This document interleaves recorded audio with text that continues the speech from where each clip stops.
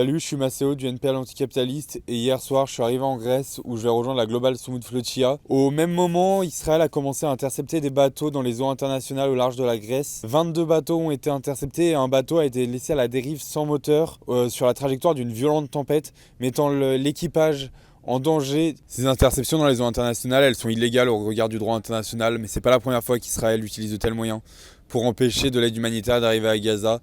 En 2010, le Mavi Marmara, un bateau transportant de l'aide humanitaire, s'était fait attaquer par Israël, qui avait tiré sur les navigants et 10 personnes étaient mortes. L'année dernière, Israël a envoyé des produits chimiques dans les eaux internationales sur des bateaux de la Soumoud.